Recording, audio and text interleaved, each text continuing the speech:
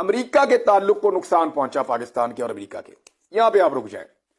لیکن عمران خان کہتے کیا تھے کہ سائفر امریکہ سے آیا, اس کی یہاں پہ تصدیق ہو گئی.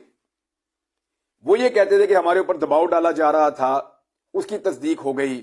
شہباز شریف صاحب جب بیٹھے نیشنل سیکورٹی کمیٹی کی میٹنگ میں وہاں پہ بھی, جب عمران خان صاحب بیٹھے نیشنل سیکورٹی کمیٹی کی میٹنگ لے کر وہاں پہ بھی, دونوں حکومتوں نے تصدیق کر دی کہ پاکستان کے اندرونی معاملات میں امریکہ مداخلت کر رہا تھا. اب امریکہ پاکستان کے اندرونی معاملے میں مداخلت کرے اور پاکستان کا وزیر اعظم اس معاملے کو اٹھائے تو کیا یہ پاکستان سے غداری ہے یا تعلقات خراب کرنے والی بات ہے؟ یعنی امریکہ ہمیں مارے تو چپ کر کے مار کھاتے رہو.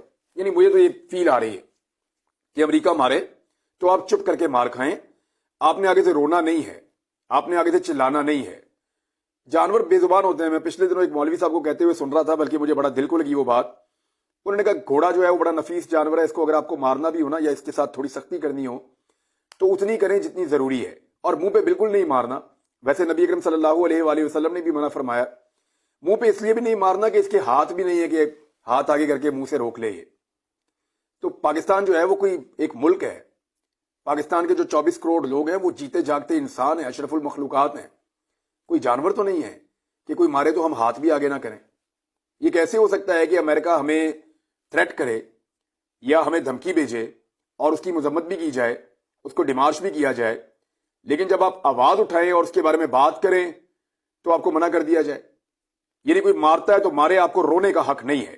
کوئی مارتا ہے تو مارے, آپ کو شکایت اور شکوے کا حق نہیں ہے.